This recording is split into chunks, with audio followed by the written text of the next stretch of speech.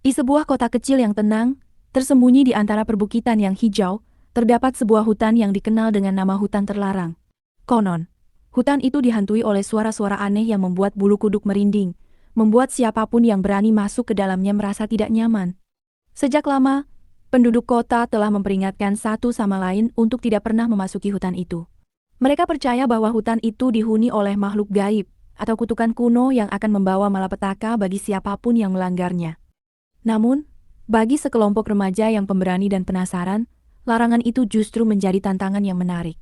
Mereka adalah Sarah, seorang gadis cerdas dan berani yang selalu mencari petualangan. Ben, seorang ahli teknologi yang selalu membawa peralatan canggih. Emily, seorang fotografer yang selalu mengabadikan momen-momen penting. Dan Josh, seorang ahli sejarah lokal yang tahu banyak tentang legenda dan mitos kota. Suatu malam, setelah mendengar cerita-cerita seram tentang hutan terlarang, mereka memutuskan untuk membuktikan bahwa semua itu hanyalah omong kosong belaka. Mereka bertekad untuk menjelajahi hutan itu dan mengungkap misteri di balik suara-suara aneh yang menghantuinya. Dengan peralatan lengkap dan semangat membara, mereka memasuki hutan terlarang.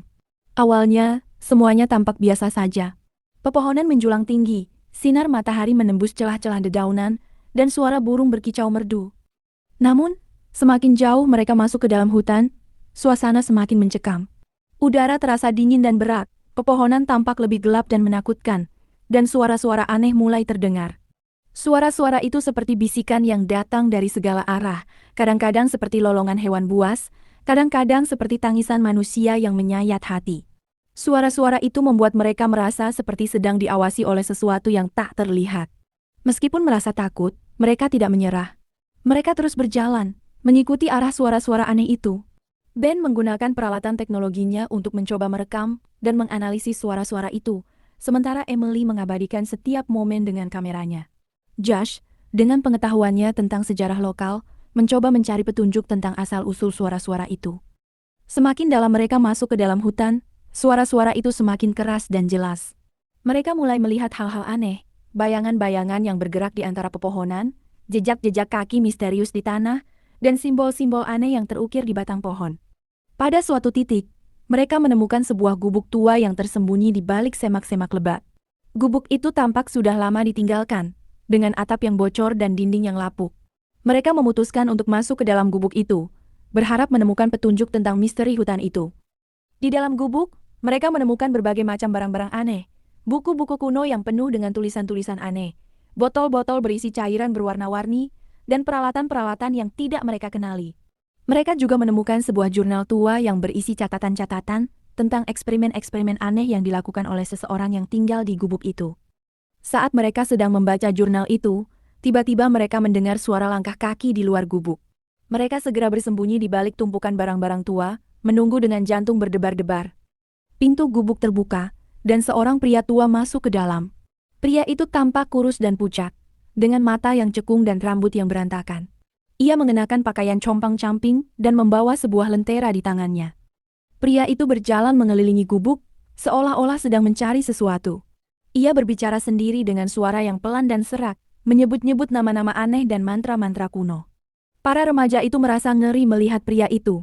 Mereka yakin, pria itu adalah penyebab dari suara-suara aneh yang menghantui hutan itu. Mereka berbisik-bisik, merencanakan bagaimana cara keluar dari gubuk itu tanpa ketahuan. Namun, sebelum mereka sempat bertindak, pria itu tiba-tiba berhenti di depan tempat mereka bersembunyi. Ia menatap mereka dengan mata yang tajam dan menusuk, seolah-olah ia tahu bahwa mereka ada di sana. "Siapa kalian?" tanya pria itu dengan suara yang menggelegar. "Apa yang kalian lakukan di sini?" Para remaja itu terkejut dan ketakutan. Mereka tidak tahu harus menjawab apa. Mereka hanya bisa saling bertatapan, berharap ada yang punya ide. Sarah, sebagai pemimpin kelompok, akhirnya memberanikan diri untuk menjawab. Kami hanya sedang menjelajahi hutan ini," katanya dengan suara yang gemetar. "Kami tidak bermaksud mengganggu Anda." Pria itu tertawa sinis. "Menjelajahi hutan? Kalian pikir aku bodoh? Aku tahu, kalian sedang mencari tahu tentang rahasia hutan ini. Tapi aku tidak akan membiarkan kalian mengungkapnya." Pria itu mengangkat lentera yang ia bawa, dan cahaya lentera itu menyoroti wajahnya yang mengerikan. "Hutan ini adalah milikku," katanya dengan suara yang mengancam. "Dan aku akan melindungi rahasianya dengan segala cara." Pria itu kemudian mengeluarkan sebuah pisau dari balik jubahnya. Para remaja itu terkejut dan ketakutan. Mereka tahu bahwa mereka berada dalam bahaya besar. Tanpa berpikir panjang, mereka berlari keluar dari gubuk itu, berusaha melarikan diri dari kejaran pria itu. Pria itu mengejar mereka dengan cepat, sambil berteriak-teriak dan mengayunkan pisaunya. Para remaja itu berlari secepat mungkin, berusaha menghindari pepohonan dan semak-semak yang menghalangi jalan mereka. Mereka tahu bahwa jika mereka tertangkap, mereka akan menghadapi nasib yang mengerikan. Dalam pelarian itu, mereka terpisah satu sama lain. Sarah dan Ben berlari ke arah yang berbeda dengan Emily dan Josh. Mereka berjanji untuk bertemu kembali di pintu masuk hutan, tempat mereka pertama kali masuk. Sarah dan Ben terus berlari, berusaha menjauh dari pria gila itu. Mereka mendengar suara langkah kaki pria itu semakin mendekat, membuat mereka semakin panik. Tiba-tiba, Ben tersandung akar pohon dan jatuh tersungkur. Sarah berhenti dan mencoba membantunya berdiri, tetapi pria itu sudah semakin dekat. "Pergi, tinggalkan aku," teriak Ben kepada Sarah. "Selamatkan dirimu." Sarah ragu-ragu sejenak, tetapi ia tahu bahwa ia tidak bisa berbuat apa untuk membantu Ben. Dengan berat hati, ia meninggalkan Ben dan terus berlari. Sarah berlari secepat mungkin, berusaha mencapai pintu masuk hutan. Ia mendengar suara teriakan Ben di belakangnya, membuat hatinya semakin hancur. Akhirnya, Sarah berhasil mencapai pintu masuk hutan. Ia melihat Emily dan Josh sudah menunggu di sana dengan wajah cemas.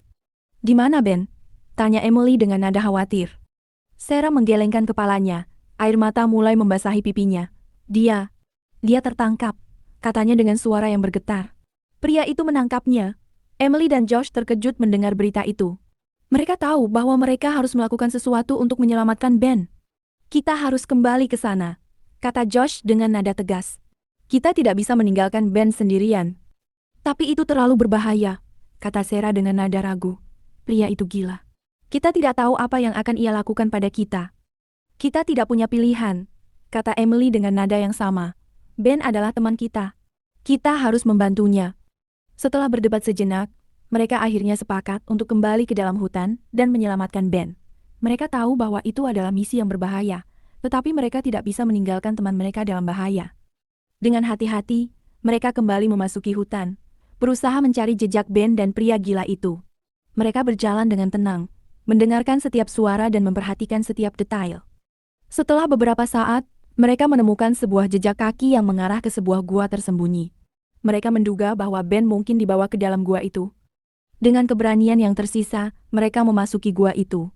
Gua itu gelap dan lembab, dengan bau yang tidak sedap.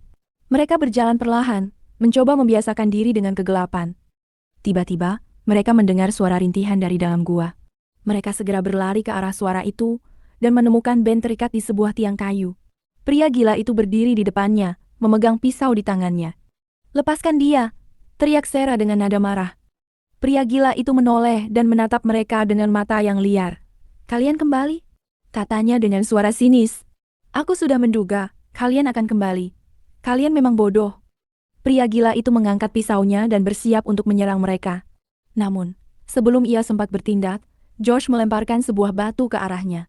Batu itu mengenai kepala pria itu, membuatnya terhuyung ke belakang. Emily segera berlari ke arah Ben dan melepaskan ikatannya. Ben tampak lemah dan ketakutan, tetapi ia bersyukur bisa diselamatkan. Sarah dan Josh menghadapi pria gila itu, berusaha melindunginya. Pria gila itu menyerang mereka dengan pisau, tetapi mereka berhasil menghindarinya. Pertarungan sengit terjadi di dalam gua. Para remaja itu berusaha sekuat tenaga untuk mengalahkan pria gila itu, tetapi pria itu terlalu kuat dan berbahaya. Tiba-tiba, Ben, yang sudah pulih sedikit, mengambil sebuah tongkat kayu dan memukul kepala pria gila itu dari belakang. Pria gila itu jatuh pingsan ke tanah. Para remaja itu merasa lega dan bersyukur. Mereka telah berhasil mengalahkan pria gila itu dan menyelamatkan Ben. Mereka segera membawa Ben keluar dari gua dan kembali ke kota. Mereka melaporkan kejadian itu kepada polisi, dan pria gila itu ditangkap dan dibawa ke rumah sakit jiwa. Setelah kejadian itu, para remaja itu menjadi pahlawan di kota mereka. Mereka telah membuktikan bahwa mereka berani dan peduli terhadap teman-teman mereka. Mereka juga mengungkap misteri di balik suara-suara aneh di hutan terlarang. Ternyata, pria gila itu adalah seorang ilmuwan gila yang melakukan eksperimen-eksperimen aneh di dalam hutan. Suara-suara aneh itu adalah hasil dari eksperimen-eksperimennya yang gagal. Setelah kejadian itu, hutan terlarang tidak lagi menjadi tempat yang menakutkan. Para remaja itu telah membersihkan nama hutan itu, dan membuatnya menjadi tempat yang aman dan menyenangkan untuk dikunjungi. Mereka sering kembali ke hutan itu untuk menjelajahi dan menikmati keindahan alamnya.